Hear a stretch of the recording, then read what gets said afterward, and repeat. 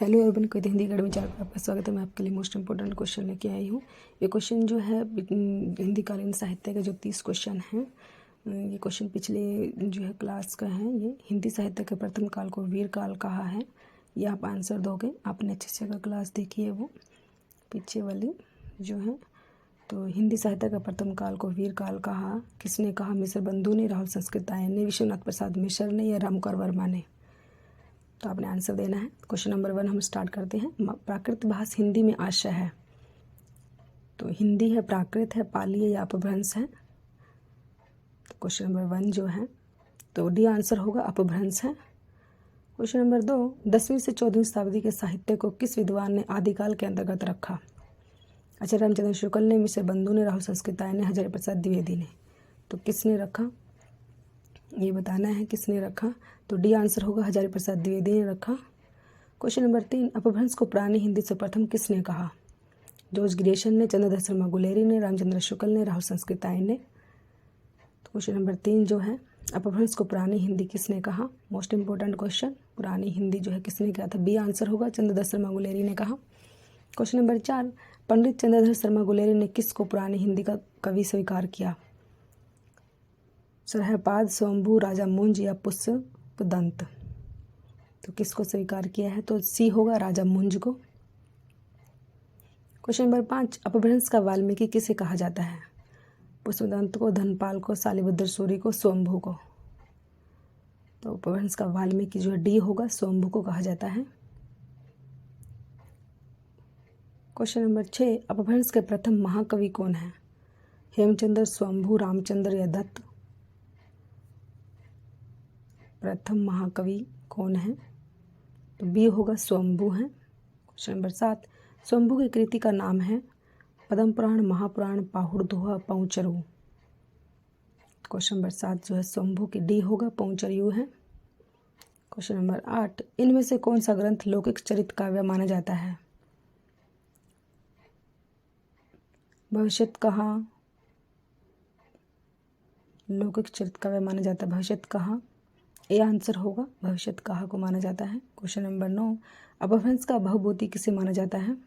शालिभद्र सूरी को, पुष्पदंत को, कामर को या धनपाल को? भवभूति पूछा है, अपभ्रंश का भवभूति जो है किसको कहा जाता है? बी होगा, पुष्पदंत को कहा जाता है भवभूति। क्वेश्चन नंबर 10, निम्नलिखित में से कौन सी रचना पुष्पदंत की नहीं है? महापुराण, जय कुमार चर्यु, जसहर चर्यु या पहुचर्यु? तो क्वेश्चन नंबर 10 जो है पुष्पदंत की नहीं पूछा है, तो डी पहुचर्यु जो है ये नहीं है। 3 है ये, ए बी सी है लेकिन डी नहीं है। पहुचर्यु जो है पुष्पदंत की है, नहीं है पुष्पदंत की। क्वेश्चन नंबर 11, कौन सी रचना स्वयंभू की नहीं है? अभी स्वयंभू की कौन सी नहीं है? पहुचर्यु, रिठेमणि, स्वयंभू, महापुराण नहीं है, स्वयंभू की जो है महापुराण नहीं है। क्वेश्चन नंबर 12, महापुराण के रचनाकार कौन है? अब्दुल रहमान, पुष्पदंत, धनपाल, स्वयंभू? तो बी होगा, पुष्पदंत है। क्वेश्चन नंबर 13, खड़ी बोली में सबसे पहले काव्य सृजन करने वाले कवि हैं? अमीर खुसरो, सूरदास, तुलसीदास, इनमें से कोई नहीं?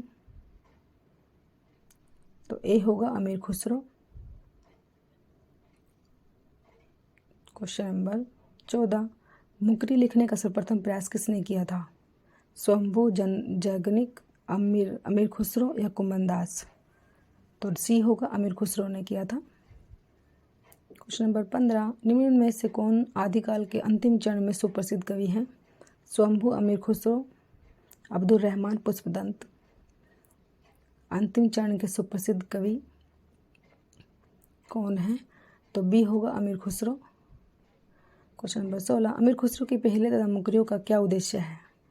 पृथ्वीराज चौहान की वीरता का वर्णन करना, अलाउद्दीन और हमीर के युद्धों का वर्णन करना, मनोरंजन के माध्यम से लोक व्यवहार की शिक्षा, कोई उद्देश्य नहीं।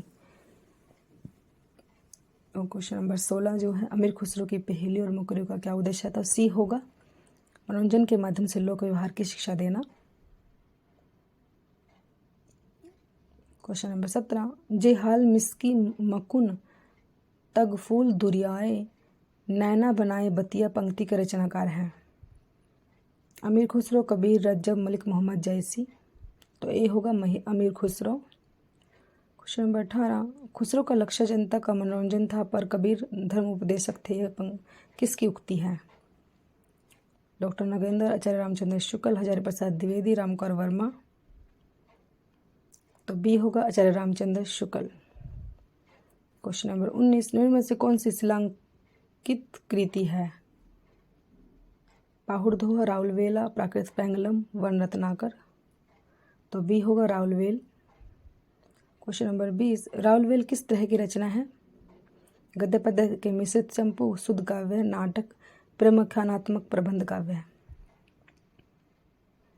तो क्वेश्चन नंबर 20 का ए होगा गद्य पद्य के मिश्रित चंपू। क्वेश्चन नंबर 21, कलचूरी राजवंश की 7 नायिकाओं के नक्सिक वर्णन से संबंधित ग्रंथ है? उक्ति व्यक्ति प्रकरण, राउलवेली, कोल्यमाला कथा, वर्ण रत्नाकर। क्वेश्चन नंबर 21 जो है बी होगा राउलवेली। क्वेश्चन नंबर 22, कोल्यमाला कथा के लेखक हैं? सोमप्रभु सूरी, उदोत्तन सूरी, धर्म सूरी, मुनिजन विजय। तो बी होगा। क्वेश्चन नंबर 23, निम्न में से कौन सी रचना व्याकरण ग्रंथ के रूप में प्रतिष्ठित है? राउलवेल, उक्ति व्यक्ति प्रकरण, वर्ण रत्नाकर, कोल्यमाला व्याकरण ग्रंथ के रूप में प्रतिष्ठित है। तो बी होगा उक्ति व्यक्ति प्रकरण। क्वेश्चन नंबर 24, उक्ति व्यक्ति प्रकरण के रचनाकार कौन है? ज्योतिषेश्वर ठाकुर, हेमचंद्र अरोड़ा या दामोदर शर्मा। क्वेश्चन नंबर 24 उक्ति व्यक्ति प्रकरण जो है ए होगा, ज्योतिषेश्वर ठाकुर ने लिखा है। क्वेश्चन नंबर 25, इनमें से कौन सी भाषा आदिकाल की है? ब्रज भाषा, खड़ी बोली, डिंगल पिंगल, अवधी। तो सी होगा डिंगल पिंगल। क्वेश्चन नंबर 26, चाण साहित्य किस साहित्य का दूसरा नाम है? सिद्ध साहित्य, नाथ साहित्य, जैन साहित्य, रासो साहित्य। क्वेश्चन नंबर 26 जो है चाण साहित्य जो है डी होगा, रासो साहित्य। क्वेश्चन नंबर 27, निम्नलिखित में से कौन सी 84 सिद्धों में से नहीं है? विरूप, कणहप्पा, सारंगधर, कुकरिया। जो नहीं कौन नहीं है 84 सिद्धों में कौन नहीं है? तो सी होगा, सारंगधर नहीं है, नहीं पूछा है। क्वेश्चन नंबर 28, सिद्धों की संख्या कितनी मानी गई है? 84, 65, 72 या 66। तो क्वेश्चन नंबर 28 का ही होगा 84। क्वेश्चन नंबर 29, आदिकाल में किस प्रकार का साहित्य लिखा जा रहा था? जनजीवन से हटकर राजाओं की वीरता का अतिरंजित वर्णन, कृष्ण भक्ति पर आधारित काव्य, निर्गुण की उपासना, उपयुक्त किसी प्रकार का नहीं। तो ए किस प्रकार का लिखा जा रहा था? ए होगा आंसर। क्वेश्चन नंबर 30, रासो ग्रंथ किस भाषा में लिखे गए थे? खड़ी बोली, ब्रज भाषा, अवधी या डिंगल पिंगल। तो डी होगा, डिंगल पिंगल में लिखे गए थे रासो ग्रंथ। अपभ्रंश के प्रथम महाकवि कौन है? ये क्वेश्चन आपके लिए है। अपभ्रंश के प्रथम महाकवि कौन है? हेमचंद्र, स्वयंभू या रामचंद्र है? कौन है या दत्त है? इनमें से बताना है आपने कौन है। Thanks for watching.